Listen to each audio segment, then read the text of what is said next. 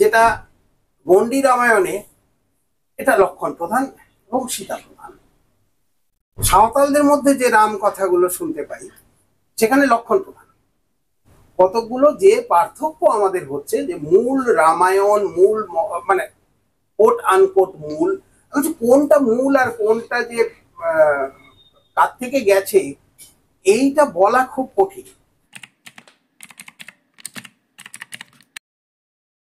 আমি ভারতবর্ষের বহু গ্রামে যাওয়ার সৌভাগ্য আমার হয়েছে, হাজার খানেকের বেশি গ্রামে আমার যাওয়ার সৌভাগ্য হয়েছে, এবং এমন কোনো গ্রামে যাইনি যেখানে রাম নিয়ে কোনো না কোনো কথা নেই। এখন এই যে জিনিসটা, বাসু একটা কথা বললেন, রিফ্লেকশন, যে আদিবাসী সংস্কৃতির রিফ্লেকশন ইত্যাদি।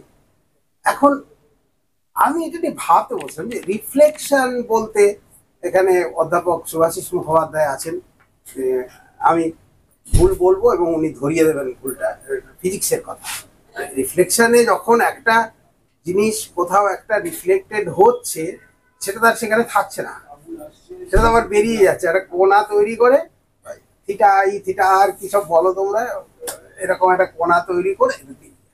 এখন এই যে একটা কোণা তৈরি করলো এবং চলে গেল, এখানে এই রিফ্লেকশনটা কার, কোথা থেকে আসলো, কিভাবে আসলো, এই গোটা জিনিসটা নির্ভর করে আছে যে আমি কোথায় দাঁড়িয়ে আছি, কোথা থেকে দেখছি তার উপরে। রবীন্দ্রনাথের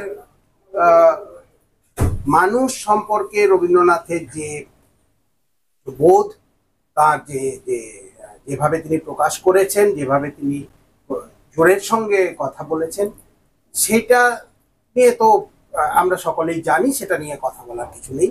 কিন্তু তারপরেও তিনি যখন রামায়ণ নিয়ে কথা বলছেন, তার কাছে কিন্তু বাল্মীকি রামায়ণটাই প্রধান, বা গোটা জিনিসটা তিনি কিন্তু বাল্মীকি রামায়ণ থেকে দেখছেন।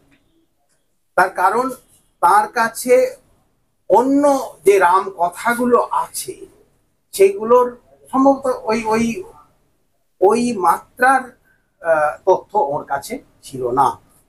হয়তো তিনি তখনও জানেন না যে, বা জানলেও তার মনে হয়েছে এইগুলো আমাদের এখান থেকে গেছে, বালিতে, জাভাতে, বা যে রামাকিয়ান থাইল্যান্ডের যে,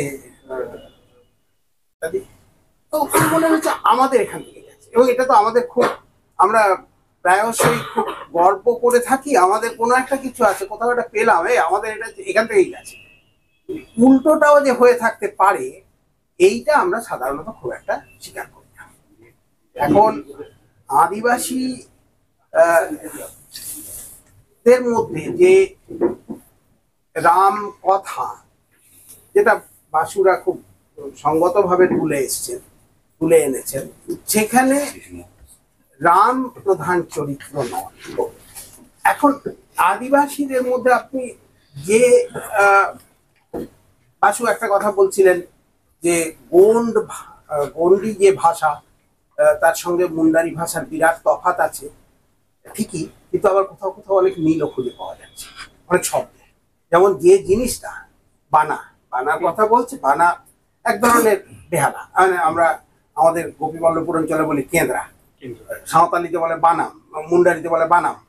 বানা আর বানামের পার্থক্য একটু হচ্ছে, কিন্তু আবার অন্য অর্থে সাঁওতালকে যদি বলেন যে এটা ওদের কাছে তোমাদের মতো বানা আছে, তারা বলবে সে কি, সাঁওতালি ভাষাতে বানা হচ্ছে ভালো।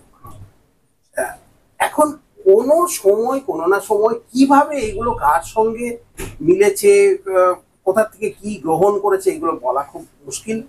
এইগুলো নিয়ে সেই জন্য আমি জানি না কতখানি আমরা এগোতে পারি, কিন্তু যেটা নিয়ে এগোতে পারি সেটা হচ্ছে যে এই যে কথাগুলো আছে, যে কাহিনীগুলো রয়েছে, যেটা গণ্ডি রামায়ণে এটা লক্ষণ প্রধান এবং সীতা প্রধান।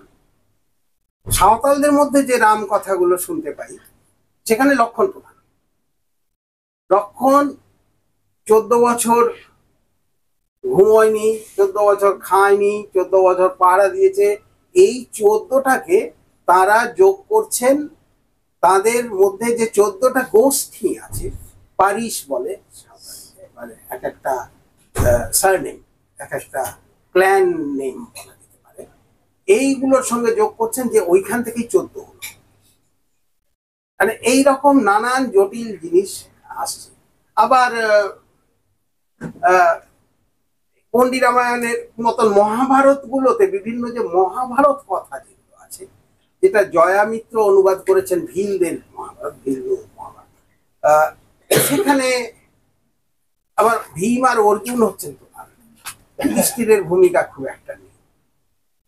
এইখান থেকে কতগুলো যে পার্থক্য আমাদের হচ্ছে, যে মূল রামায়ণ, মূল মানে কোট আনকোট মূল, কোনটা মূল আর কোনটা যে কার থেকে গেছে এইটা বলা খুব কঠিন।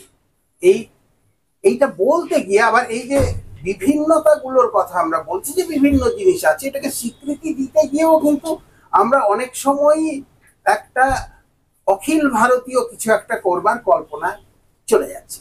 1985-তে যে সম্মেলনটা করেন কুমার সুরেশ সিং গৌহাটিতে, বড় বিরাট সময়, সেটা রাম সম্মেলন, রাম কথা নিয়ে বিভিন্ন যে সারা ভারত জুড়ে যে বিভিন্ন যে রাম কথা আছে সেগুলো, কিন্তু সেই সম্মেলনের প্রধান বিচার্য বস্তু বা অনুসন্ধানের বস্তু ছিল যে এই যে রামগুলো, এর একটা অখিল ভারতীয় বিভিন্নতার মধ্যে একটা অখিল ভারতীয় চরিত্র আসছে।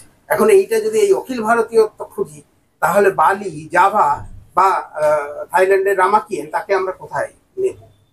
এবং এইটাকে কি তাহলে কি আমরা ভারতবর্ষকে আরো আরো বিস্তৃত করতে শুরু করব, এবং করতে করতে একটা জায়গায় পৌঁছবো যে গোটা পৃথিবীটাই ভারতবর্ষ ছিল? এই যুক্তিটার মধ্যে একটা সমস্যা আছে। বরং আমরা যে খন্ড খন্ড জিনিসগুলো আছে, তাকে খন্ড খন্ড ভাবে দেখতে আমার সমস্যাটা কোথায়, আমি কেন দেখতে পারি না? এই যে খন্ড খন্ড জিনিসগুলো আছে, সেগুলো কেন, সমাজটাই তো এরকম ভাবে খন্ড খন্ড ভাবে গড়ে উঠেছে।